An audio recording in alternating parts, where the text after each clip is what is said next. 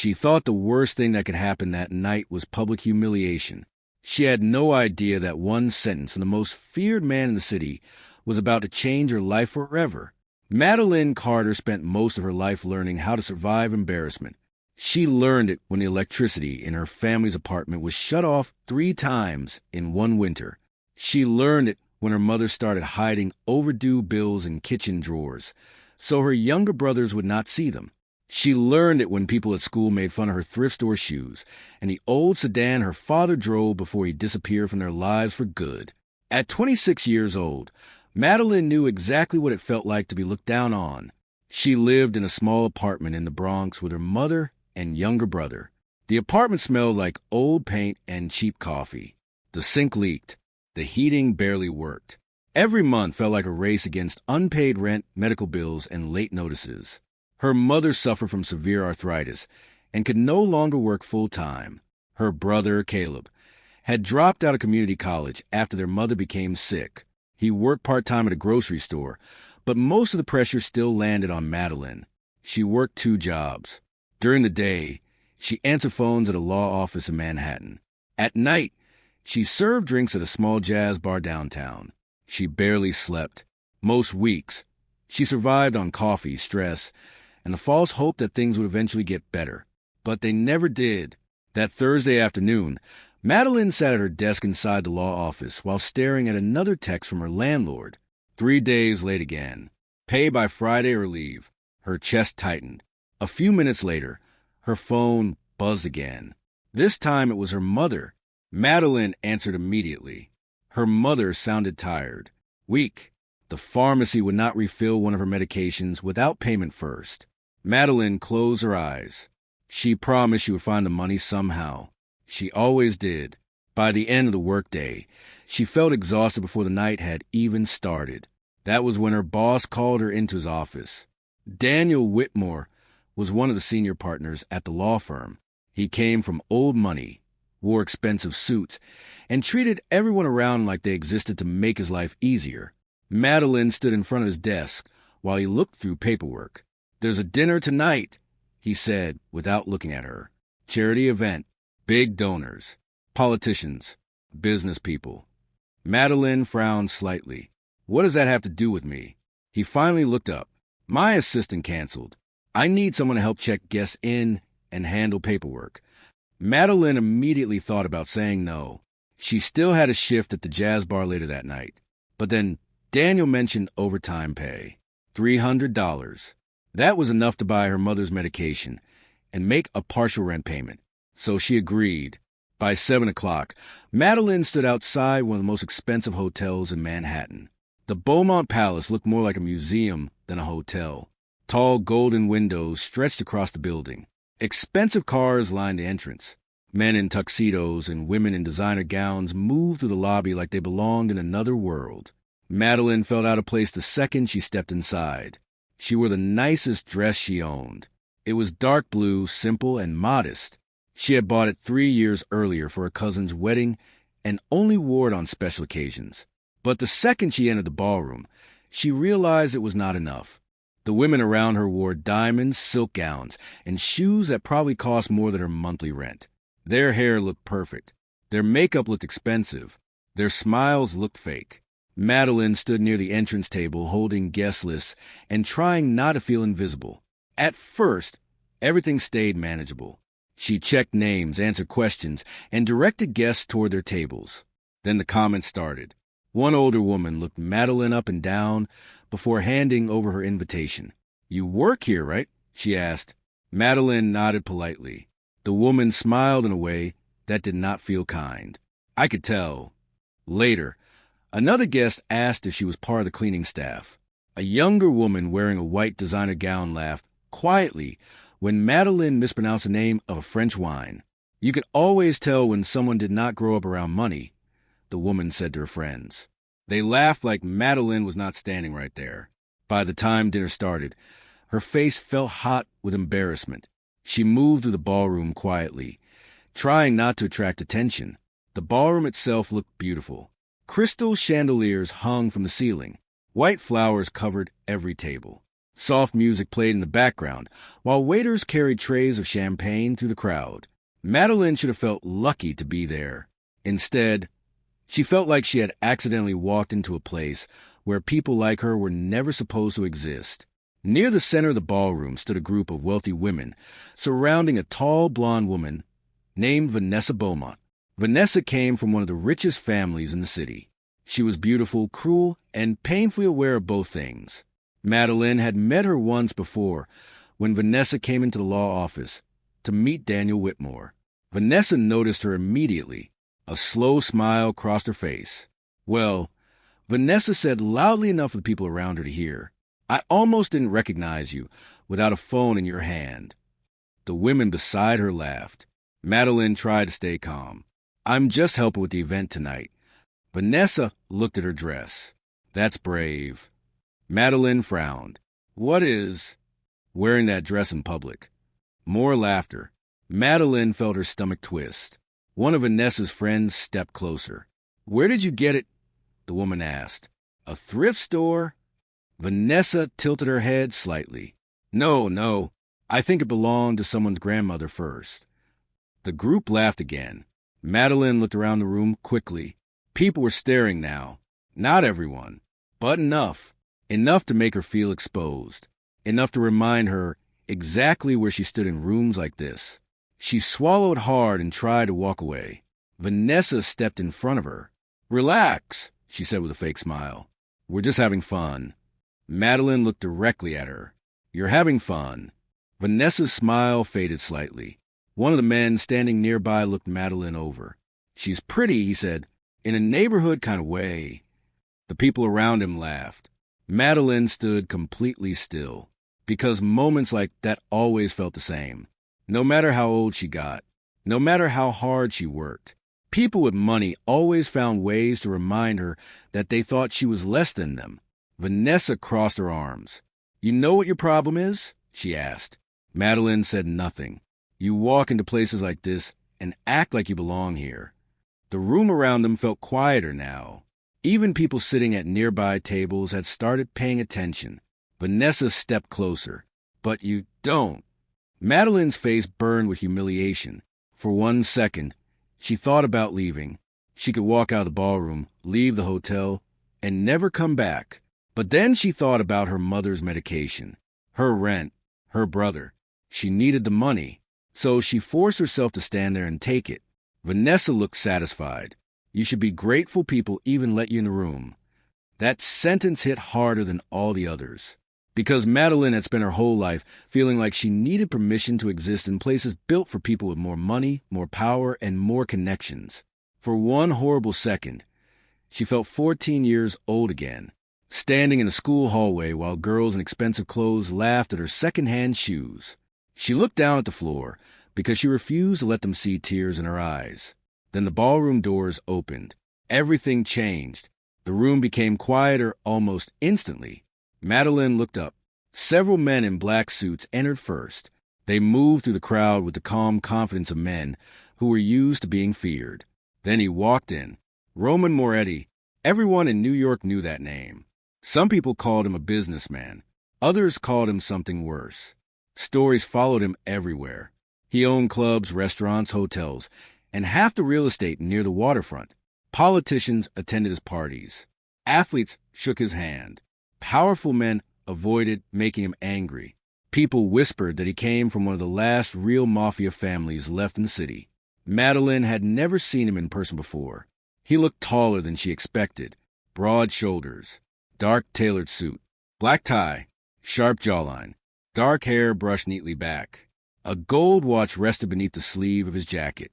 He looked expensive, dangerous, controlled. The room seemed to shift around him. People who spent the entire night acting important suddenly looked nervous. Roman walked through the ballroom slowly while several men followed behind him. Then he stopped. His eyes moved across the room and landed on Madeline. For 1 second, she forgot how to breathe. There was something unsettling about the way he looked at her. Not because he looked angry, because he looked interested. Vanessa noticed it too. Her expression changed immediately. Roman stood across the room for several seconds without speaking. Then he started walking toward them. The ballroom fell completely silent. Madeline's heart pounded harder with every step he took. Vanessa straightened her shoulders and smiled nervously. "Mr. Moretti," she said when he finally reached them. "What a surprise." Roman barely looked at her. His eyes stayed on Madeline. Vanessa glanced between them awkwardly. "We were just talking." Roman finally looked toward Vanessa. "I heard." His voice sounded calm, cold, the kind of voice that made people listen carefully. Vanessa gave a nervous laugh. It was only a joke. Roman looked around at the people standing nearby. Nobody smiled now. Nobody laughed, because somehow he had turned the entire room against him without even raising his voice. His attention returned to Madeline. She stood frozen beneath his gaze. He looked at the cheap dress she suddenly hated, the old heels she wore, because they were the only pair she owned, the embarrassment she tried so hard to hide. For 1 second, something dark moved through his expression. Not pity, anger. He looked back at Vanessa. "You enjoy humiliating people?" he asked quietly. Vanessa swallowed. "No." Roman's eyes stayed cold. "Then you should stop doing it." Nobody moved. Nobody spoke. Madeline could barely believe what was happening. Vanessa looked shaken now. "I didn't mean anything by it." Roman stepped closer. "You meant exactly what you said." The room stayed silent. Madeline could feel dozens of eyes on her. People were staring, watching, waiting to see what Roman Moretti would do next. He turned toward Madeline slowly. For 1 second, she thought he might simply walk away. That would have made more sense. Men like Roman Moretti did not involve themselves in people like her. But instead, he stepped beside her. Then he placed one hand gently on her shoulder. The ballroom became so quiet that Madeline could hear her own heartbeat. Roman looked around the room. His expression stayed calm, controlled, terrifying. Then he spoke. "My wife does not deserve to be treated this way." The room went silent. The people who had laughed at Madeline only seconds earlier suddenly looked terrified because the man standing beside her was someone nobody in New York dared to challenge. Roman Moretti's hand remained on her shoulder. Madeline could feel the warmth of it through the thin fabric of her dress. Across the ballroom, people stared in complete shock. Vanessa Beaumont looked like she had forgotten how to breathe. The women standing beside her exchanged nervous looks. The men who had laughed at Madeline earlier suddenly seemed very interested in their champagne glasses. Nobody wanted Roman Moretti's attention when he looked like this, cold, unreadable, dangerous. Madeline stood completely still, because none of this made sense. She had never met Roman Moretti before tonight. She was sure of it. Men like him did not exist in her world. They existed in newspapers, whispered conversations, and stories people told when they wanted to talk about power and fear. Yet somehow, he was standing beside her in front of half the city, calling her his wife. Vanessa finally found her voice. "Mr. Moretti," she said carefully, "there must be some misunderstanding." Roman looked at her slowly. "There is no misunderstanding." Vanessa swallowed, but she... Roman's expression darkened slightly. "She what?" Vanessa immediately looked down, because there was no safe answer to that question. Madeline watched the entire exchange in disbelief. Roman did not raise his voice. He did not need to. There was something about him that made silence feel heavier, more threatening. One of the older businessmen standing nearby cleared his throat awkwardly. No one meant any disrespect. Roman looked toward him. "Then perhaps you should explain why an entire room stood by while a woman was insulted for not having enough money." The businessman said nothing. Roman's eyes moved across the crowd. That seems to happen often in places like this. Nobody dared respond, because Roman Moretti was not only rich. He was feared. He came from the kind of family that built its fortune in places nobody wanted to talk about. Officially, he owned restaurants, hotels, casinos, and shipping companies. Unofficially, people whispered about weapons, bribery, disappearances, and the men who never crossed him twice. He had spent years building a reputation strong enough that people obeyed him before he even spoke. And tonight, that reputation belonged to Madeline too. At least for now. Vanessa tried to recover. "I didn't know she was with you." Roman looked at her with complete indifference. You should not need a reason to treat someone with respect. That sentence landed harder than anything else, because suddenly Vanessa was the embarrassed one. People were staring at her now, judging her, whispering behind their hands. Madeline had never seen anyone make Vanessa Beaumont look small before. Roman removed his hand from Madeline's shoulder slowly. Then he looked down at her for the first time since calling her his wife. His eyes were darker up close, sharp, careful. He looked at her like he was trying to figure something out. "Are you hurt?" he asked quietly. Madeline stared at him. "No, good." That was all he said. But somehow, that one word made her feel safer than she had felt all night, which made no sense at all, because Roman Moretti should have terrified her. Instead, she felt something worse. Curiosity. A server appeared beside Roman with a glass of champagne. Roman ignored it. He kept his eyes on Madeline. "You should not stay here any longer." Madeline blinked. "What?" Roman glanced around the ballroom. "People are watching now." She frowned. They were already watching. "Yes," he said quietly. "But now they're watching for a different reason." Madeline looked around the room. He was right. People no longer looked at her with amusement. They looked at her with fear, curiosity, confusion. Like they were all trying to figure out who she was, and how someone like her could belong to Roman Moretti. The feeling made her uncomfortable, because she did not belong to him. She did not belong to this world. She wanted to go home. Roman turned toward one of the men standing near the back of the ballroom. The man immediately stepped forward. He looked older than Roman, with gray hair and a dark suit. His face stayed calm, but his eyes moved carefully across the room like he expected trouble. "Dominic," Roman said, "make sure Miss Beaumont remembers tonight." Vanessa's face lost all color. "Mr. Moretti, please." Roman did not even look at her. Dominic gave one small nod. "It'll be handled." Vanessa looked like she might cry. Madeline should have felt bad for her. She did not, because for the first time in her life, someone powerful had chosen her side. And she hated how good that felt. Roman finally looked back at Madeline. "We're leaving?" The words pulled her out of her thoughts immediately. She frowned. "We." Roman looked at her like the answer should have been obvious. "You should not stay here." Madeline crossed her arms. "I'm not going anywhere with you." For the first time that night, something close to amusement touched Roman's face. Only for a second. Then it disappeared. "You are smarter than most people in this room," he said quietly. "That is good." Madeline stared at him. "You call me your wife." "Yes." "You don't even know me." Roman looked at her for a moment. "That does not mean I was wrong."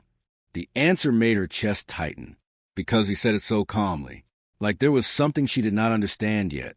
Madeline glanced toward the ballroom entrance. She needed air, distance. Something about Roman Moretti made her feel like she was standing too close to the edge of something dangerous. "I have to go," she said. Roman nodded once. "I know." But when she started walking toward the doors, two men in black suits quietly stepped into her path. They were not threatening, not openly, but they were not moving either. Madeline stopped. Her heartbeat quickened. Roman stepped beside her again. "They work for me," he said calmly. "I figured that out. They are here to keep you safe." Madeline looked at him. "From what?" For the first time all night, Roman's expression changed. The coldness remained. But now there was something else too. Concern. Real concern. He looked around the ballroom slowly before lowering his voice. "From the men who have been watching you since you walked into this hotel." Madeline felt her stomach drop. "What?" Roman's eyes moved toward the far side of the ballroom. Madeline followed his gaze. Two men stood near the bar. Expensive suits. Sharp haircuts. Both of them looked like businessmen.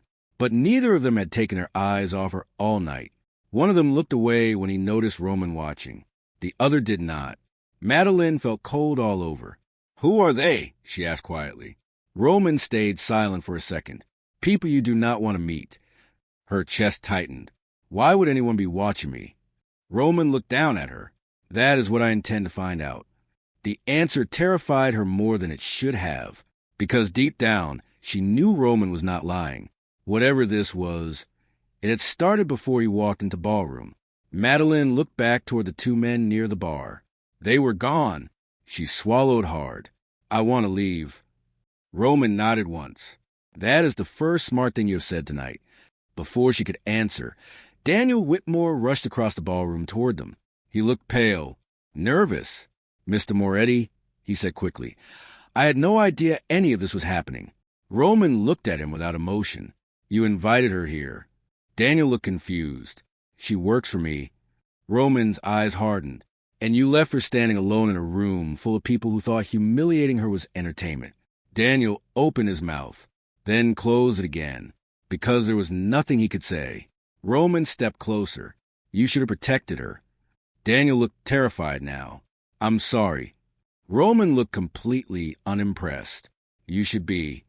Madeline had never seen Daniel Whitmore speechless before. That alone felt unreal.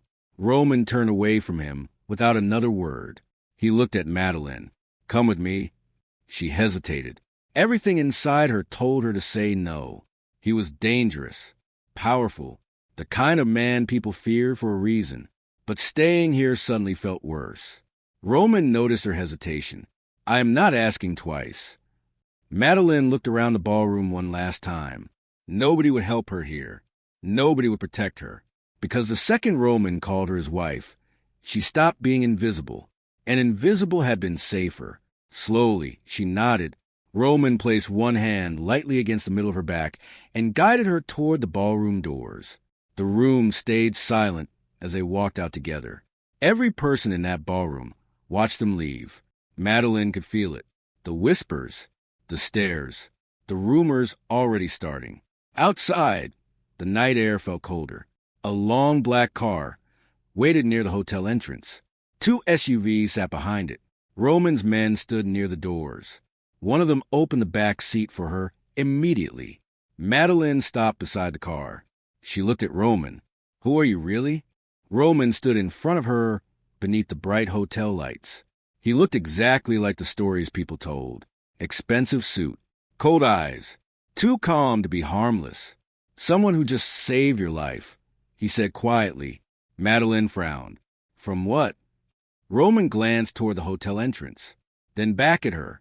His face became colder than before. Because someone at that dinner did not want to humiliate you, he said. He wanted you dead.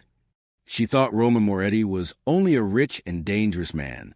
She did not know his world was filled with enemies, betrayal, and secrets dark enough to destroy anyone close to him. Madeline stayed silent for most of the drive. The city lights moved past the car windows in long blurred lines, while Roman sat across from her in the back seat. He barely moved, barely spoke. His attention stayed on the road ahead. Even though he was not driving, Madeline kept stealing small glances toward him. Everything about him felt expensive. The black suit that looked tailored perfectly to his body, the silver watch around his wrist, the dark tie loosened slightly near his collar. Even the scar near the side of his hand looked like it had a story behind it. Roman Moretti did not look like the kind of man who belonged in normal life. He looked like the kind of man people feared in silence. Madeline finally looked away and stared out the window. Where are we going? She asked quietly. Roman did not look at her. Home. The answer made her chest tighten. She did not know why that one word sounded so dangerous when he said it. The car left the crowded streets of Manhattan and moved toward the edge of the city. Eventually, they reached a private road hidden behind tall iron gates. 2 armed guards stood outside. The gates opened immediately when they saw Roman's car. Madeline stared through the window. A long driveway stretched ahead of them. Tall trees lined both sides. Security cameras stood near the gates. Black SUVs were parked outside. The estate itself looked more like a luxury hotel than a house. 3 floors, large glass windows, stone walls, balconies overlooking the water. Everything about it looked cold, expensive, and impossible. Madeline had spent most of her life worried about rent notices and grocery bills. Now she was sitting in front of a mansion that probably cost more than everything her family had owned combined. The car stopped near the entrance. Roman stepped out first. One of his men immediately opened Madeline's door. She stepped out slowly.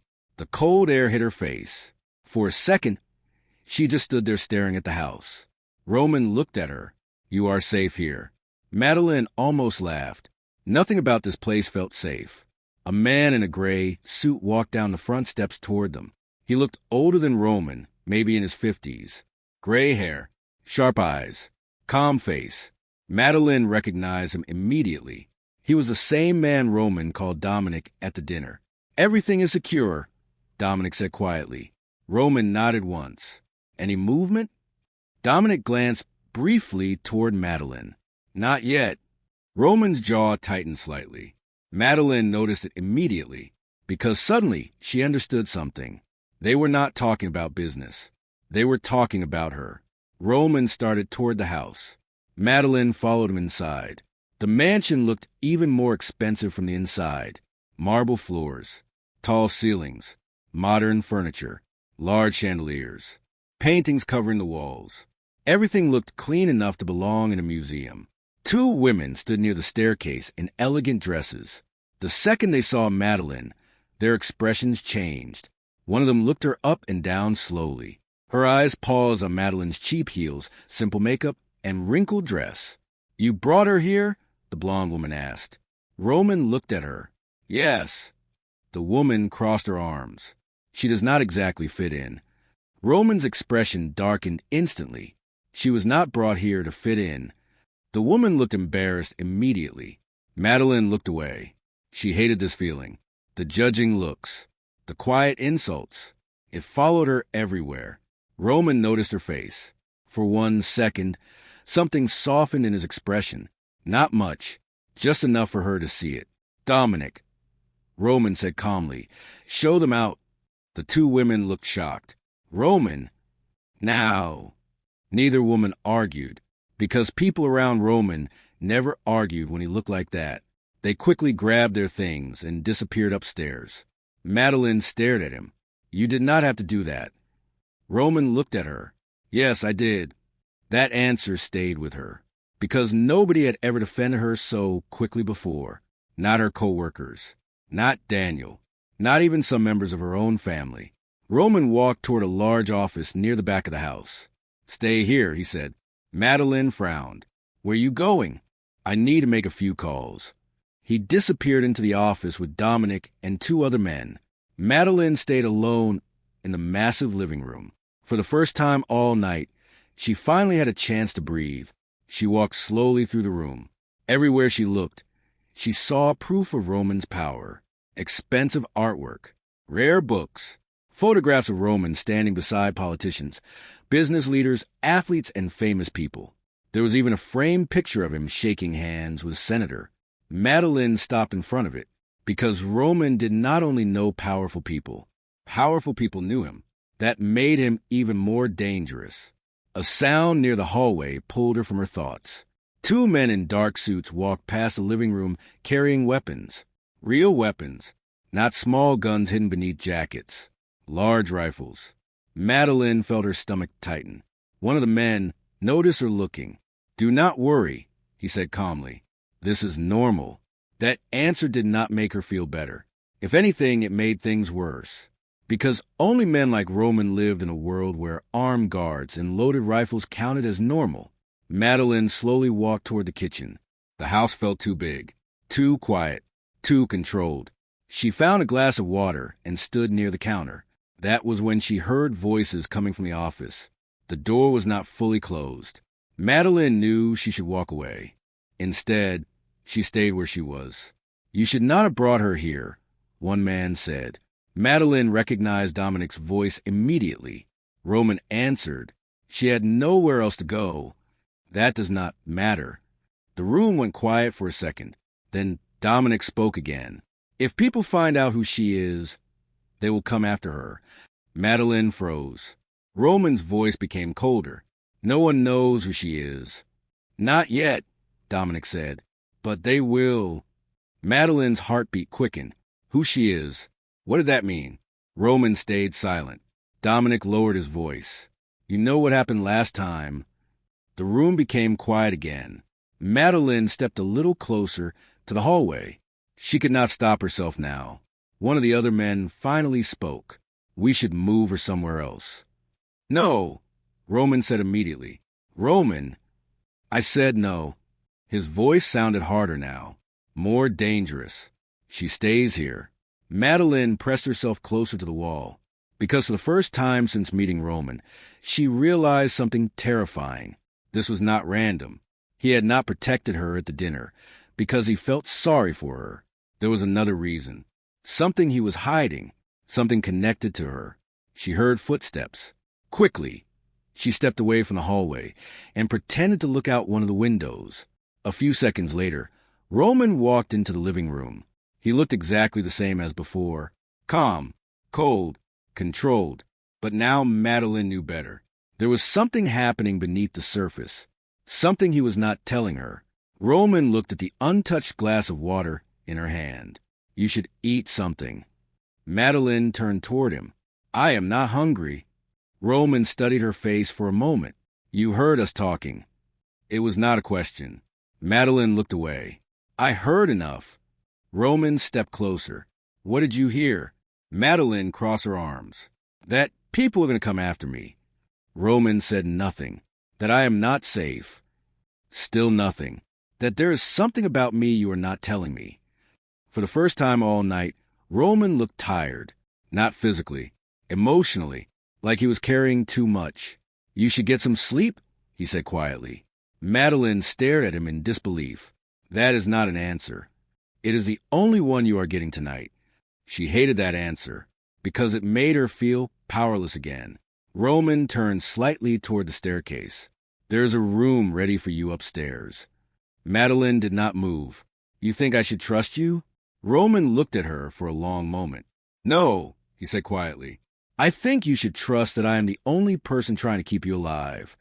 The room became silent, because deep down, Madeline knew he believed that. And maybe worse, part of her believed it too. Later that night, Madeline stood alone near the bedroom window upstairs. The room looked bigger than her entire apartment. A king-size bed, floor-to-ceiling windows, fresh flowers near the dresser, a closet full of expensive clothes someone had already placed there for her.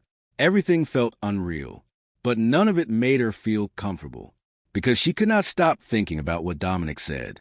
If people find out who she is, they will come after her. Madeline looked out toward the long driveway below. Several guards still stood outside. Black SUVs remained parked near the entrance. Security lights covered the property. Roman Moretti lived like a man expecting war. A soft knock came from the door. Madeline turned. Roman stood there, without his suit jacket. He somehow looked even more dangerous. His white shirt was rolled at the sleeves. The top buttons near his collar were undone. The scar on his hand looked more noticeable now. For a second, neither of them spoke. Then Roman stepped inside. You should lock the door tonight, he said quietly. Madeline frowned. Why? Roman looked at her. Because if my enemies find out who you are, he said softly, you will not survive the week. The fake marriage was supposed to protect her. Instead, it turned her into the perfect target for someone far more dangerous than she imagined. Madeline barely slept.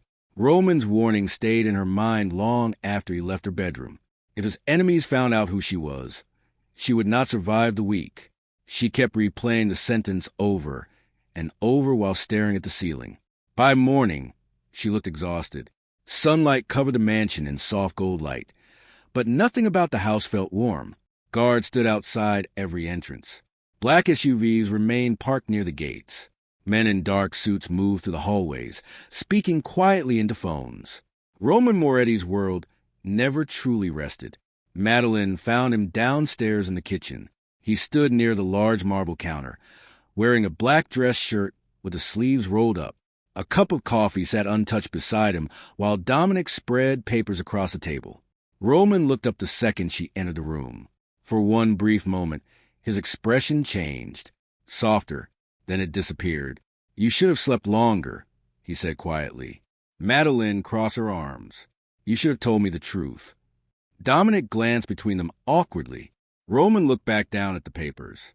You should eat something. Madeline felt anger rise inside her, because Roman always did this. Every time she asked a real question, he answered with something else.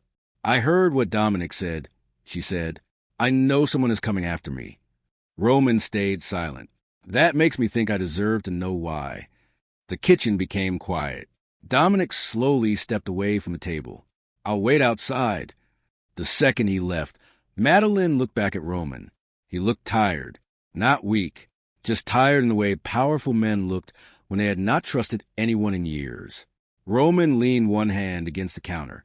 There's a man named Victor DeLuca, he said quietly. Madeline frowned. Who is he? Roman's jaw tightened. My enemy.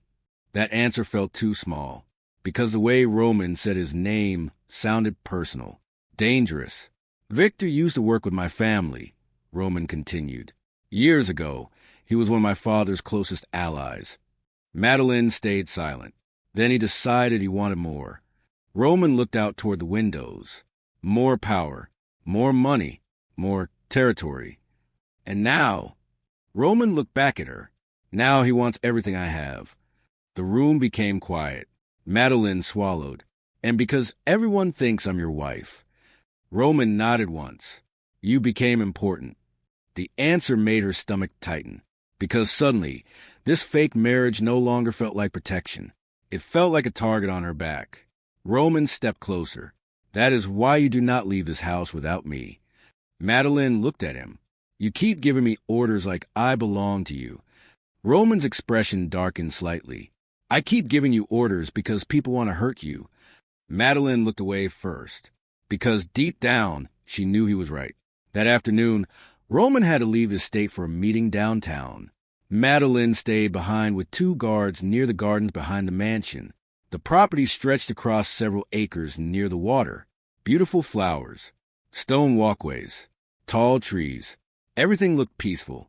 But even here, danger followed Roman. 2 armed guards stood near the entrance. Another watched from the balcony above. Madeline sat near a fountain, trying to clear her mind.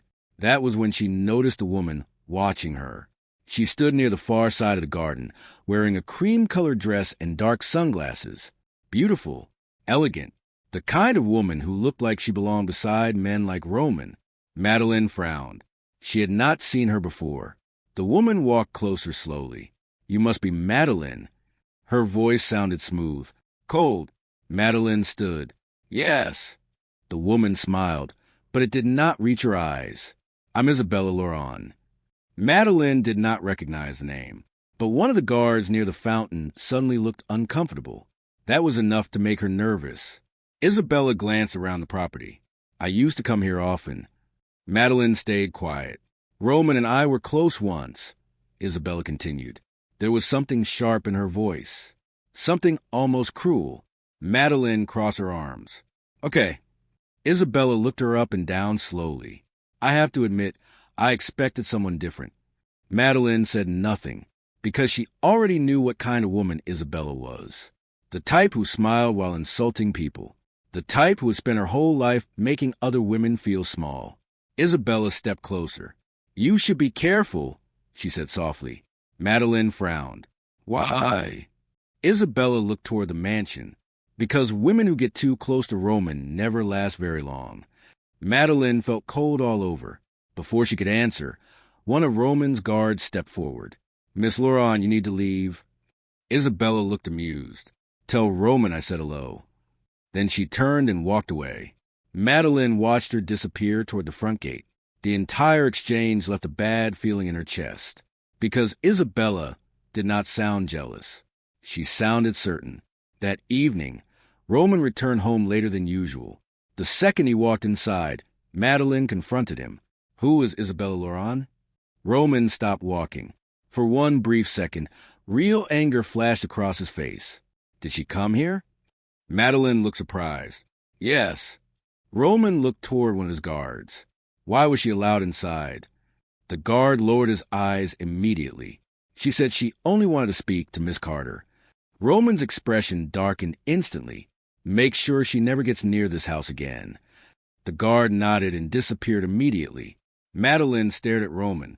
You still have not answered my question. Roman loosened his tie slightly. She is connected to Victor. Madeline frowned. She does not seem scared of you.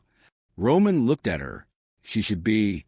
The answer stayed with her, because Roman sounded colder than ever when he talked about Isabella. Later that night, Madeline could not sleep again. The mansion felt too quiet, too large. She walked downstairs toward the library, hoping to find something to distract her. The room sat near the back of the house. Dark wooden shelves, leather chairs, large windows facing the water. Madeline walked slowly through the room.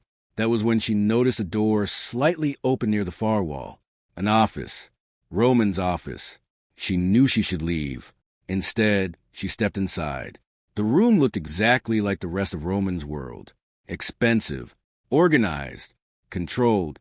Files covered the desk. Photographs sat stacked near the corner. A map of New York hung on one wall with different locations marked in red. Madeline slowly walked closer. That was when she saw it. A thin black file sitting near the center of the desk. Her name was written across the front. Madeline Carter. Her heartbeat quickened immediately. Slowly, she picked it up. Inside were photographs, bank records, hospital papers, old newspaper articles, copies of her mother's medical bills, her apartment address, her job history, everything. Madeline stared down at the pages in disbelief. Roman knew everything about her, more than he should, more than any stranger ever could. Then she turned another page. An old photograph slipped out and landed on the desk. Madeline froze, because the man in the photograph looked familiar, very familiar. Dark hair, sharp jawline, the same eyes Roman had, only older. Beside him stood another man, a younger man with tired eyes and a worn jacket. Madeline stopped breathing, because she recognized him instantly. Her father. For one horrible second, she could not move. Her hands started shaking. She picked up the photograph slowly. On the back, someone had written a date from more than 20 years earlier. Beneath it were several names. Antonio Moretti, Thomas Carter. Madeline stared at the words, because suddenly nothing made sense anymore. Her father knew Roman's family. Her father was connected to them. The office door opened behind her. Madeline turned quickly. Roman stood there. His expression changed the second he saw the photograph in her hand. For the first time since meeting him, he looked caught off guard. Madeline looked at him with shaking hands. "Why is my father's name in your files?" Roman stayed silent. That silence terrified her. Madeline held the photograph tighter. "What did your family do to him?" Roman looked at her for a long moment. Then he closed the office door behind him, because at the bottom of the old file, beneath her father's name, Madeline saw one sentence that changed everything. Thomas Carter worked for the Moretti family from 1998 to 2004. For years, Madeline believed her father abandoned the family. Now she was about to discover that he'd been hiding a secret dangerous enough to get him killed. The office suddenly felt smaller. Madeline stood near Roman's desk with the old photograph still shaking in her hands. Thomas Carter worked for the Moretti family from 1998 to 2004. She read the sentence again. Then again. Nothing changed. Her father's name was still there. Madeline slowly looked up at Roman. He had not moved. His face stayed calm, but his eyes looked darker now, more guarded. "You knew," she whispered. Roman stayed silent for a second too long. "Yes." The answer made something inside her break immediately. "You knew my father was this entire time." Roman looked at the photograph in her hands. "Yes." Madeline stared at him in disbelief. "That is why you came to me at the dinner." Roman did not answer. "That is why you call me your wife." Still nothing, because he knew she was right. Madeline looked down at the photograph again. Her father stood beside Roman's father outside some office building in Manhattan. He looked younger, cleaner, happier, not like the tired man. She remembered disappearing when she was a child. "What did he do for your family?" she asked quietly. Roman walked farther into the office. "He handled accounts." Madeline frowned. "Accounts?" "He moved money, kept records, managed transfers." The answer surprised her, because her father had never seemed important enough to be involved in anything powerful. He was just a man who worked long hours and came home tired. Or at least that was what Madeline always believed. Roman stepped closer. "My father trusted him." Madeline almost laughed. Your father trusted him enough to make him disappear? Roman's expression darkened immediately. That is not what happened. Then what did happen? The room became quiet, because Roman clearly did not want to answer. Madeline crossed her arms. You do not get to hide things from me anymore. Roman looked down briefly, then back at her. Your father found something. Madeline felt her stomach tighten. What? Roman walked toward the window. Proof. The answer felt too vague. Proof of what? Roman looked out toward the dark water, beyond the estate. Money laundering. Bribes. Judges on payrolls. Police officers protecting shipments. Madeline stared at him. Her chest tightened. You're saying my father knew about all of that? Roman nodded once. He handled the accounts. He saw everything. The office felt colder now, because suddenly, her father no longer seemed like the quiet man she remembered. He seemed like someone hiding something enormous. He stole copies, Roman said quietly. Madeline looked at him. What? He copied records, names, bank accounts, hidden payments. His jaw tightened. He planned to expose my father. Madeline stopped breathing for a second, because suddenly everything changed. Her father had not been weak. He had not been selfish. He had been trying to fight back. He wanted to leave the city, Roman continued. He wanted to take your mother and disappear. Madeline looked down at the old photograph again. Tears started filling her eyes, because all these years she had believed one terrible thing, that her father left because he did not love them enough to stay. Now she realized the truth might be much worse. He was trying to save us. Roman looked at her quietly. Yes. The answer hurt more than anything else, because it meant she had spent years hating a man who may have died trying to protect her. Madeline turned away quickly. She did not want Roman to see the tears in her eyes. You should have told me. Roman looked down. I know. You should have told me the first night. His expression hardened slightly. I could not. Madeline turned back toward him. Why? Roman stayed silent. That silence only made her angrier. Why? His eyes finally met hers. Because if you knew the truth, you would have run. The answer stayed between them. Heavy, painful, because he was right. She would have run. She would have left the dinner, the mansion, the city if she had known from the beginning. And maybe she would already be dead. Madeline looked away first. Who else knows? Very few people. Victor knows? Roman nodded once. Madeline felt cold all over, because suddenly, Victor DeLuca no longer seemed like some distant enemy. He was connected to this too. He was connected to her father. Why does he care about me? She asked quietly. Roman walked toward the desk. Because Victor thinks you know where the files are. Madeline frowned. What files? The copies your father stole. The room became quiet again. Madeline stared at him. My father hid them? Roman nodded. He disappeared before anyone could find them. And Victor thinks I know where they are. Yes. Madeline almost laughed, not because anything was funny, because the truth felt too insane to be real. Her entire life had been built on lies. Her father was not some man who walked away from his family. He had been connected to Roman's family. He had stolen evidence dangerous enough to destroy powerful people. And now enemies wanted her dead because they thought she knew where it was hidden. Madeline sat slowly in one of the chairs near the desk. Her hands would not stop shaking. Roman stayed standing near her for the first time since meeting him. He looked almost human, tired, regretful, like he had been carrying this secret for years. You knew him, Madeline said quietly. Roman looked at the photograph again. Yes. What was he like? The question seemed to surprise him. Roman stayed silent for a second. Then he looked toward the window. He was smart, he said quietly. Madeline listened carefully. He was careful, nervous, but smart. For 1 second, something softer appeared in Roman's face. He used to bring me candy when I was a kid. Madeline looked up. Roman almost smiled.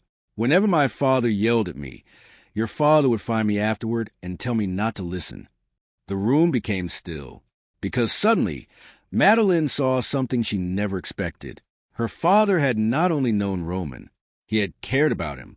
Roman looked down at the desk. He used to tell me I could still leave that life if I wanted to. Madeline's throat tightened, because for the first time, she saw Roman differently, too. Not just as the rich, dangerous man who terrified everyone around him, but as a lonely boy who grew up in a house full of fear. "He sounds nothing like your father," she said softly. Roman's face darkened instantly. He was not. Silence filled the room again. Madeline looked down at the photograph in her hands. Everything felt different now. The memories of her father, the stories her mother used to tell, the unanswered questions she had spent years carrying. It all looked different. "What happened to him?" she finally asked. Roman closed his eyes briefly. When he opened them again, something painful moved through his face. "He came to me a few days before he disappeared," Roman said quietly. Madeline stopped breathing for a second. "He wanted my help." "With what?" "He wanted money, passports, a way out of the city." Madeline felt tears burn behind her eyes again. "He was trying to save us." Roman nodded once. "But my father found out." The room became silent, because suddenly Madeline understood. Her father had not disappeared by accident. Someone had stopped him. Someone powerful. Someone dangerous. "You let it happen," she whispered. Roman looked down. For 1 second, she saw guilt move through his face. Real guilt. "I tried to get to him first," he said quietly. Madeline stared at him. "But I was too late." Those words stayed between them, because deep down, Madeline knew Roman blamed himself. Maybe he had blamed himself for years.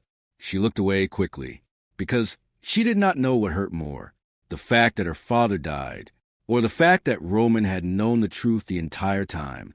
Madeline stood from the chair and walked toward the bookshelf near the wall. She needed distance, air, anything.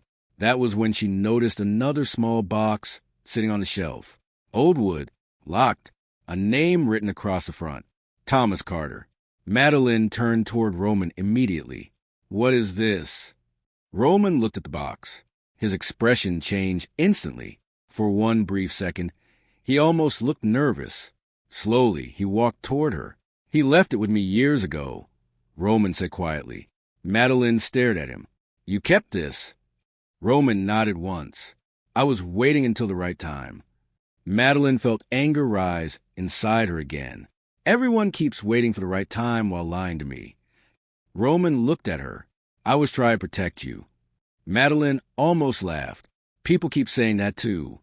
Still, she held the box tighter, because for the first time in years, she had something that belonged to her father. She slowly opened it. Inside were old photographs, a silver watch, several folded papers, and one sealed envelope with her name written across the front. Madeline stopped breathing. Her hand shook as she picked it up. The paper looked old, worn, but the handwriting was familiar, her father's handwriting. Tears filled her eyes before she even opened it. Slowly, she unfolded the paper inside. "Madeline, if you are reading this, it means I did not make it back to you. Please believe one thing before anything else. I never left because I wanted to." Madeline covered her mouth with one hand. Tears rolled down her face. She kept reading. "There are dangerous men around us. Men who care more about money and power than innocent lives. I tried to protect you from them, but I do not know if I succeeded. If Roman gives you this letter one day, trust him. He is not the man people think he is." Madeline looked up at Roman through tears. He stayed silent. She looked back down. "You were the best thing in my life. Every choice I made for you. Please do not hate me for disappearing. I loved you before you were born. I will love you after I am gone. Love, Dad." Madeline pressed a letter against her chest. For years, she had carried one terrible belief, that her father abandoned her. Now she knew the truth. He had been trying to save her all along. "He never left us," she whispered. Roman looked at her quietly. "No," he said softly. He did not. Madeline looked at him through tears. Then suddenly, loud gunshots exploded outside the house. She spent weeks trying to fear him. The real problem was that she was starting to fall in love with him instead. The first gunshot shattered the windows near the front of the house. Madeline dropped the letter immediately. Roman moved faster than she had ever seen. 1 second, he stood beside her near the bookshelf. The next, he had pulled a gun from the drawer beneath his desk and pushed her behind him. "Stay down." His voice sounded colder than ever, more dangerous. The house exploded into chaos. Men shouted downstairs.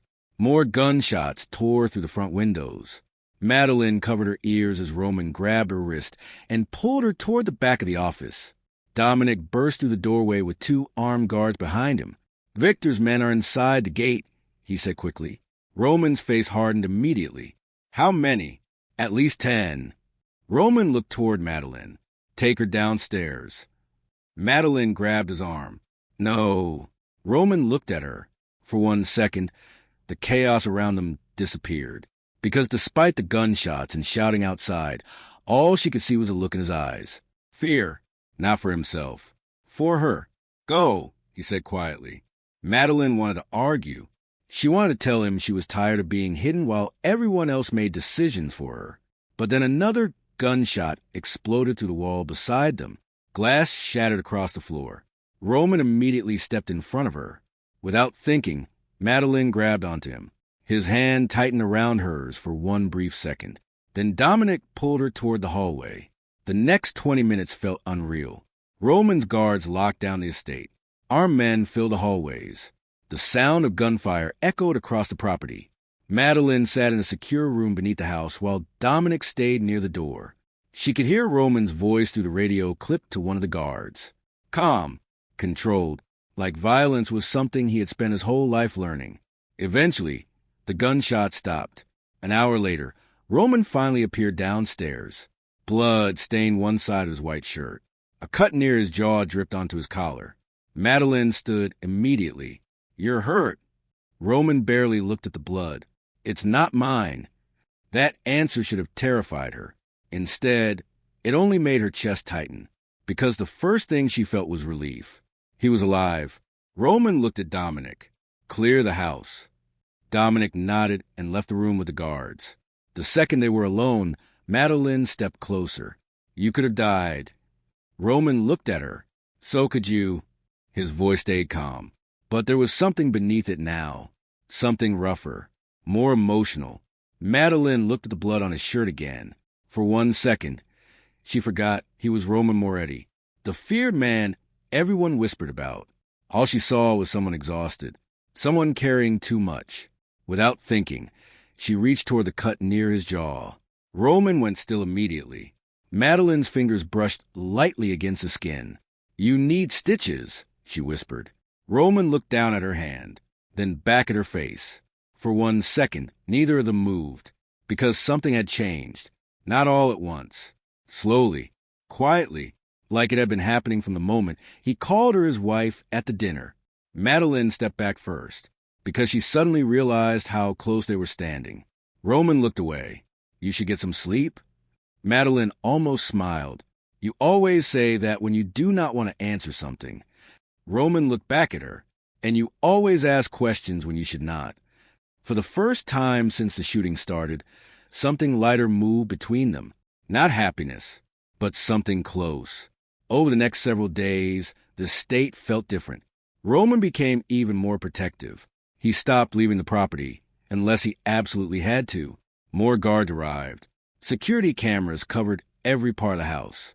Madeline noticed the way Roman looked at every car passing near the gates. The way his hand stayed close to the gun beneath his jacket. The way he checked every room before she entered it. He trusted no one, except maybe her. One afternoon, Madeline found him sitting alone near the back patio, overlooking the water. A glass of whiskey rested untouched beside him. The scar near his hand looked more noticeable in the sunlight. Madeline sat across from him quietly. For a while, neither of them spoke. Then she finally looked at him. "You blame yourself for what happened to my father." Roman's face changed instantly. He looked away. "I should have done more." Madeline stayed silent, because she could hear the guilt in his voice. The kind of guilt that never really leaves. "He trusted me," Roman said quietly, "and I let him down." Madeline looked down at her hands. "He trusted you because he believed you were different." Roman almost laughed. "There is nothing different about men like me." The answer bothered her more than it should have, because lately she had started seeing parts of Roman that nobody else seemed to notice. The way he always made sure she ate before he did. The way he stood between her and danger without even thinking about it. The way he looked at her when he thought she was not paying attention. Cruel men did not protect people like that. Cruel men did not carry guilt. "You are wrong," she said softly. Roman looked at her. For 1 second, something vulnerable moved through his face. Then it disappeared again. That night, Dominic arrived at the estate with bad news. Victor had taken over 2 of Roman's clubs downtown. Several of Roman's men had disappeared. Another warehouse had burned near the docks. The war between them was getting worse. Madeline stood near the staircase while Roman and Dominic talked quietly near the office. "He is doing this because of her," Dominic said. Roman looked at him. "I know. You should move her." Roman's expression darkened immediately. "No." Dominic lowered his voice. "You are getting too attached." The room went quiet. Madeline saw Roman's jaw tighten. "That is not your concern." Dominic looked at him carefully. "She is becoming a weakness." Roman's face turned cold. "No," he said quietly. "She is becoming a reason." Madeline felt her breath catch, because she was not supposed to hear that. She quietly stepped away before either of them saw her. But the words stayed with her long after. She is becoming a reason. That night, she could not sleep. The house felt too quiet. Eventually, she walked downstairs and found Roman standing alone near the fireplace in the living room. He wore dark sweatpants and a black shirt, without the expensive suits and polished appearance. He looked younger somehow, more human. Roman glanced toward her. "You should be sleeping." Madeline smiled slightly. "You say that a lot." Roman almost smiled back. Almost. Madeline walked closer. For a moment, neither of them spoke. The fire cast soft light across the room. Outside, rain tapped lightly against the windows. "You could leave all of this," she said quietly. Roman looked at her. "Leave what?" "The business, the city, the violence." Roman looked back toward the fire. "For men like me, there is no leaving." Madeline stepped closer. "My father thought there was." Roman's face darkened slightly. "Your father was a better man than me." "No," she said softly. "He just believed you could be one." The room became silent, because for the first time since she met him, Roman looked completely unguarded, like nobody had ever said something like that to him before. Madeline stood only a few inches away now. She could see the tiredness beneath his eyes, the scar near his jaw, the way he kept trying to hide every emotion behind silence. "You deserve someone better than me," Roman said quietly. Madeline's chest tightened. "Why do you keep deciding what I deserve?" Roman looked down at her. "Because I know what happens to people who get close to me." His voice sounded rougher now. "People die." Madeline looked at him for a long moment. "My father trusted you." Roman closed his eyes briefly. "That is exactly why I am trying not to do this." "Do what?" Roman looked at her, really looked at her. For 1 second, the rest of the world disappeared. No guards, no enemies, no violence. Just the way he was looking at her, like she was the only thing keeping him alive. "When you walked into that dinner," Roman said quietly, "everything got worse." Madeline frowned slightly. "Then why are you looking at me like that?" Roman's jaw tightened. "Because somehow you're also the only good thing that has happened to me in years." The word stayed between them. Heavy, honest, dangerous. Madeline stopped breathing for a second. Roman lifted one hand slowly and touched her face. His fingers felt warm against her skin. Careful, like he was afraid she might disappear. "I tried not to feel this," he said softly, "because you deserve better. Because I know what I am." Madeline looked up at him. "And what are you?" Roman's eyes darkened. "A man who loves you anyway." For 1 second, neither of them moved. Then Madeline kissed him first. Roman froze, only for a second. Then his hands moved around her waist and pulled her closer. He kissed her like a man who had spent too long trying not to. Slow at first, then deeper, more desperate, because after everything they survived, They finally stopped pretending. Madeline wrapped her arms around his neck. Roman held her like he was afraid to let go. For the first time in weeks, everything felt safe. Then the front door exploded open. Men shouted downstairs. Gunshots tore through the walls. And seconds after they kissed, armed men stormed the house and took her away. The moment she disappeared, the city stopped feeling like his empire and started feeling like a battlefield. Roman stood in the center of the destroyed living room with blood running down one side of his face. Broken glass covered the floor. Smoke still drifted through the house. One of his guards lay injured near the staircase. Another was already dead near the front entrance. But Roman barely noticed any of it, because Madeline was gone. For several seconds, nobody spoke. The surviving guard stayed silent, because they had never seen Roman look like this before. His face had gone completely cold. Not angry, not emotional. Worse, empty. Dominic stepped carefully into the room. "The SUV went east," he said quietly. "We still have men following." Roman grabbed him by the collar before he could finish. "You let them take her." Dominic looked shocked. "Roman, you had one job." Roman shoved him back hard enough to send him crashing into the wall. The room stayed silent, because everyone understood something important. This was no longer business. This was personal. Roman looked toward the shattered front windows. "Burn every warehouse Victor owns near the river." One of the guards looked surprised. "All of them?" Roman's voice stayed calm. "Yes." "What about the clubs?" "Destroy those too." The guard hesitated. "Roman, if we do that, there is no going back."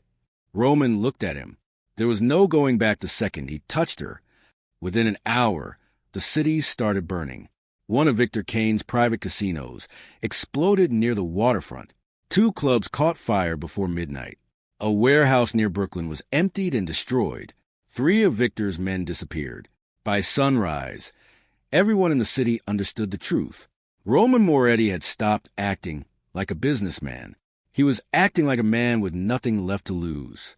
Meanwhile, Madeline woke up inside a dark room with concrete walls and a metal chair beneath her. Her wrists were tied. A bruise throbbed near one side of her face. For several seconds, she could not remember where she was. Then the door opened. Victor Kane stepped inside. He looked exactly the way she expected. Expensive suit, gray hair, cold eyes. The kind of man who smiled without warmth. He sat down across from her slowly. "You caused a lot of trouble tonight." Madeline stared at him. "You killed people." Victor almost smiled. "Roman killed more." Madeline looked away, because she knew he was right. Victor leaned back in the chair. "You matter to him." Madeline stayed silent. Victor watched her carefully. "That is interesting," he said, "because Roman Moretti has never cared about anyone except himself." Madeline looked back at him. "You do not know him." Victor's face darkened slightly. "Oh, I know him very well." He placed a folder on the table in front of her. Photographs spilled across the surface. Old pictures of her father, bank records, copies of letters. One photograph showed her father standing beside a younger Roman. Madeline stopped breathing for a second. Victor watched her reaction carefully. "Your father trusted him too." Madeline looked up immediately. "What does that mean?" Victor leaned forward. "It means Roman is not telling you everything." Back in Manhattan, Roman had already started hunting. He moved through the city like a storm. Every safe house connected to Victor got hit before dawn. Every club, every warehouse. Every man Roman thought might know where Madeline had been taken. The city became violent overnight. Police blocked roads near Brooklyn. News helicopters circled above burning buildings. Men disappeared from restaurants, bars, and parking garages. Roman did not care, because every second Madeline stayed with Victor felt like another second too long. Late the next afternoon, Roman arrived at an old apartment building near Queens. A man named Anthony Pierce lived there. He handled money for Victor. Roman kicked open the apartment door and found Anthony trying to pack a suitcase. Anthony froze the second he saw him. Roman hit him before he could finish speaking. Anthony crashed into the kitchen counter. Blood covered his mouth instantly. "Where is she?" Anthony looked terrified. I do not know. Roman grabbed him by the front of his shirt. Wrong answer. Anthony's entire body shook. I swear I only move money. Roman slammed him against the wall. Where's Victor hiding her? Anthony looked close to tears now. Finally, he gave Roman an address. An old shipping yard near the river. One of Victor's private compounds. Roman stared at the paper in his hand for several seconds. Then he looked back at Anthony. If you lied to me, I will come back. By the time Roman left the apartment, Anthony could barely stand. That night, Roman gathered his men inside one of his private garages in Manhattan. Weapons covered the table. Maps covered the walls. The room smelled like gasoline, smoke, and rain. Dominic stood near the back of the room, looking nervous. Roman noticed immediately. Say it. Dominic hesitated. Then he finally spoke. We have a problem. Roman looked at him. Dominic placed a folder on the table. Inside were copies of security footage, phone records, bank transfers. Roman stared down at them silently, because one name appeared over and over again. Marcus DeLuca, one of Roman's oldest captains. One of the few men he trusted completely. Dominic looked at him carefully. Marcus has been feeding Victor information for months. The room went silent. Roman looked up slowly. Why? Dominic swallowed hard. Money. Roman almost laughed, but there was nothing funny about it, because betrayal from enemies was expected. Betrayal from family felt worse. An hour later, Marcus was dragged into the garage by 2 guards. He looked terrified. Roman, listen to me. You told him where she was. Marcus shook his head quickly. I had no choice. Roman stared at him. There's always a choice. Marcus looked desperate now. He promised me protection. Roman's face turned cold. And now? Marcus lowered his eyes. Now he understood too late that Victor Kane had never planned to protect anyone. Roman stepped closer. Tell me where she is. Marcus gave him the same address Anthony had already given. The shipping yard. Warehouse 14. Roman looked toward his men. Get the cars ready. Rain covered the city by the time they arrived at the compound. The shipping yard looked abandoned from the outside. Broken fences, rusting containers, old warehouses near the river. But Roman knew better. Victor's men stood near every entrance, armed, waiting. Roman stepped out of the SUV with a gun in one hand. Behind him, his men spread out across the compound. Nobody spoke, because everyone knew what this was. A rescue mission. A war. Inside the warehouse, Madeline sat alone in another cold room. Victor had questioned her 3 times already. Every question stayed the same. What did her father steal? Where was the missing evidence? What did Roman tell her? Madeline gave him nothing. Not because she was brave, because she truly did not know. Eventually, Victor walked back into the room. His face looked colder now, less patient. Roman is getting close, he said quietly. Madeline looked at him. Victor smiled slightly. He is burning half the city for you. For 1 second, despite everything, her chest tightened. Because she knew it was true, Victor stepped closer. You really believe he loves you? Madeline stayed silent. Victor leaned down beside her. Your father trusted him too, he whispered. Look where that got him. The words hit her hard, because deep down, part of her had already started wondering. Roman knew too much, too early. He had protected her before he should have even known who she was. The door burst open before Victor could say anything else. One of his guards rushed inside. He is here. Victor's expression changed instantly. Then gunshots exploded through the building. The walls shook. Men shouted in the hallways. Glass shattered somewhere nearby. Madeline's heart started pounding. Roman had come for her. Outside, Roman's men stormed the compound from 3 different entrances. Bullets tore through the walls. Several of Victor's guards dropped before they could even react. Roman moved through the warehouse like a man possessed. Nothing slowed him down. Nothing mattered except finding Madeline. He reached the 2nd-floor hallway, just as one of Victor's men stepped out of a side room. Roman shot him instantly. Then he saw her. Madeline sat tied to a chair inside the room, bruised, exhausted, alive. For 1 second, everything around him disappeared. He rushed toward her immediately and cut the ropes around her wrists. Madeline grabbed onto him. For the first time since she had been taken, she finally let herself breathe. "You came." Roman touched her face carefully. "I told you I would." For one brief second, the war around them disappeared. Then another gunshot exploded nearby. Roman pulled her behind him and moved toward the hallway.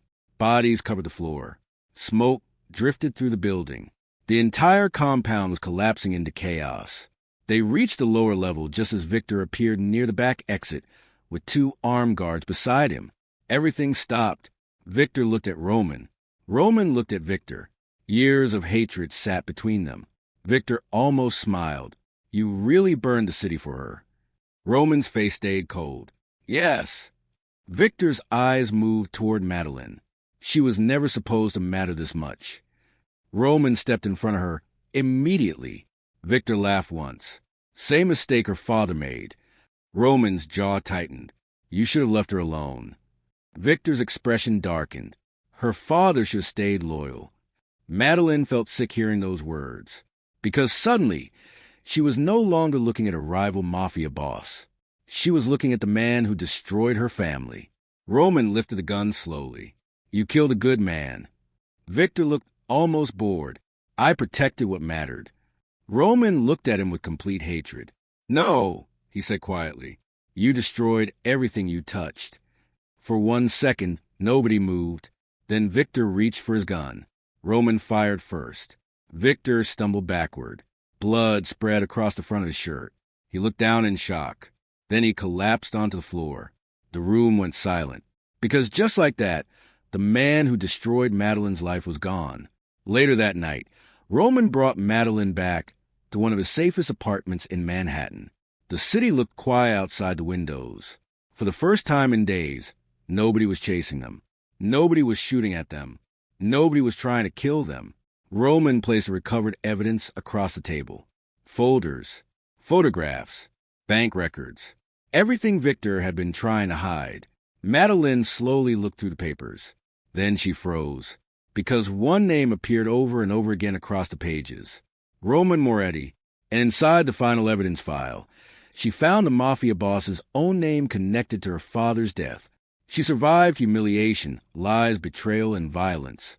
But the hardest choice of all came when she learned the man she loved was never completely innocent. For several seconds, Madeline could not breathe. Roman Moretti, his name appeared again and again across the evidence file spread across the table. Bank transfers, hidden accounts, private meetings, payments connected to Victor Kane, and several powerful men already tied to her father's death. The apartment suddenly felt colder.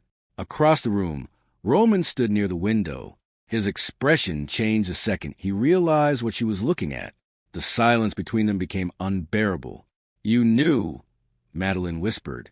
Roman closed his eyes briefly. When he opened them again, he looked tired, older, like a man who had been carrying the same guilt for years. Yes, that answer hurt more than anything else.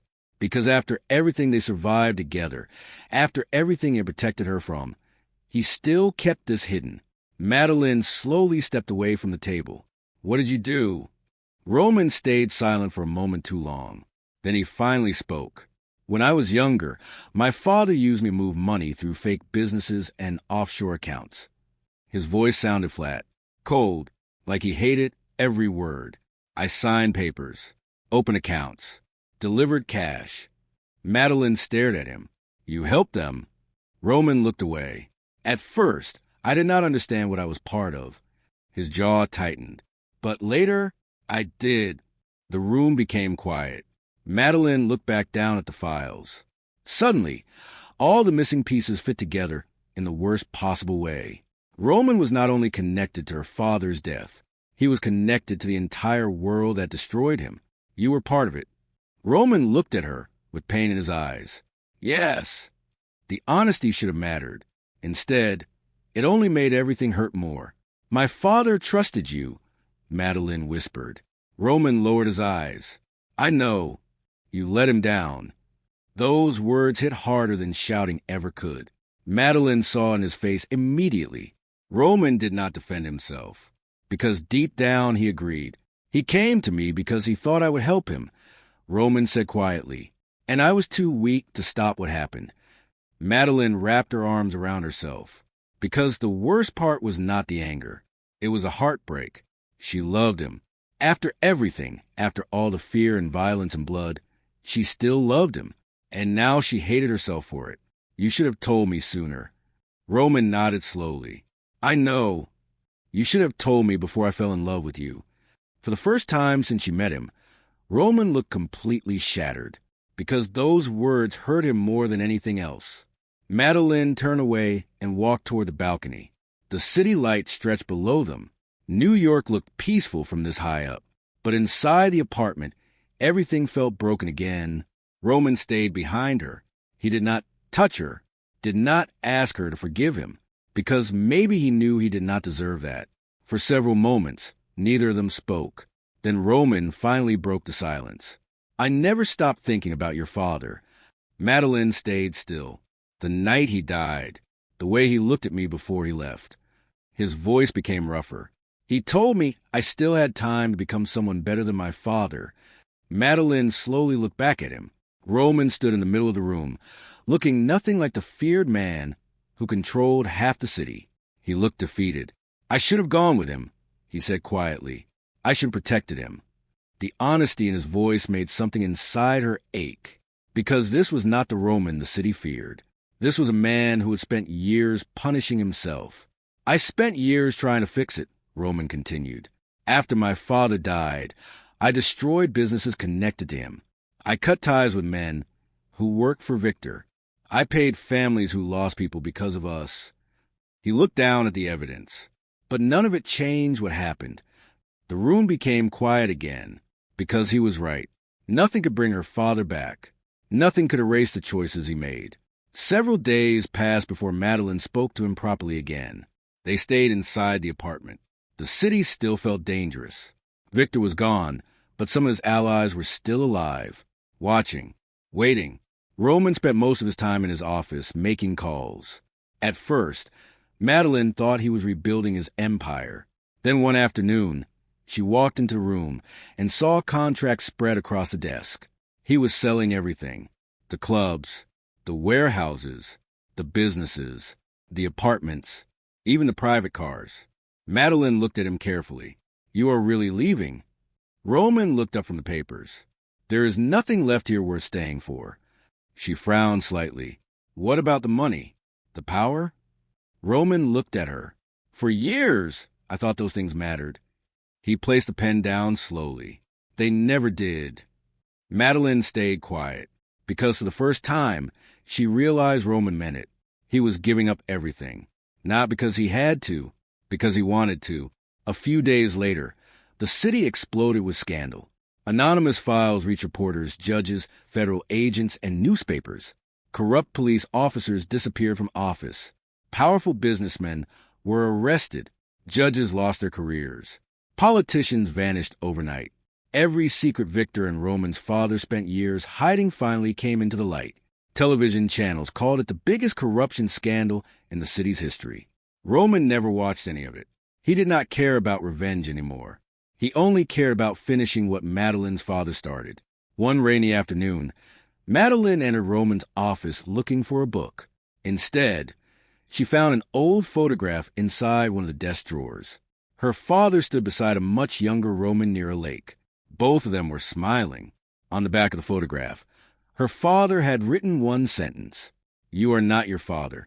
Madeline stared at the words for a long time, because suddenly she understood something important. Her father knew the truth about Roman. He knew Roman was part of that dangerous world, but he also knew Roman was different from the men around him. Maybe that was why he trusted him. Maybe that was why he believed Roman could still become someone better. That night, Madeline found Roman standing alone on the balcony. The wind moved softly through the city below. Roman looked tired, like he had not slept in days. When he turned and saw her, something cautious moved into his face, like he was waiting for her to leave. Instead, Madeline slowly walked toward him. Roman looked down at her. You should not forgive me." His voice sounded rough. "I know. After everything I did. I know." The city stayed quiet around them. Madeline looked up at him. "I hate what you did," she whispered. Roman closed his eyes briefly. "But I know you hate it too." For 1 second, neither of them moved. Then Madeline touched his face gently. "You spent your whole life trying to become the man your father wanted." Her voice shook slightly. "Maybe it is time you become a man mine believed you could be." Roman stared at her like he had forgotten how to breathe, because nobody had ever looked at him with that much faith before, not even himself. Tears filled his eyes for the first time since she met him. He pulled her into his arms slowly, carefully, like he still could not believe she was there. "I love you," he whispered against her hair. Madeline closed her eyes. "I know." Over the next month, Roman kept his promise. He sold everything connected to the old world. The clubs, the warehouses, the businesses, the houses. He gave money to families hurt by his father and Victor. He helped shut down corrupt operations across the city. For the first time in years, powerful men were finally afraid. Roman did not care. He only cared about Madeline. And for the first time in his life, that was enough. A few weeks later, they left New York. No bodyguards, no expensive cars, no guns hidden beneath tailored jackets. Only one car driving west as the city slowly disappeared behind them. Madeline sat beside Roman with the window slightly open. Warm air moved through her hair. Roman kept one hand on the steering wheel and the other resting near hers. For the first time, neither of them looked back. A small box rested in Madeline's lap. Inside were the last things she had from her father: the watch, the letters, the photographs, and one final file she had not opened yet. As the road stretched ahead of them, Madeline slowly opened it. Inside were old papers, receipts, names, photographs. Then she saw something that made her stop breathing. Another signature. Another man connected to her father's death. Not Victor, not Roman. Someone they both trusted.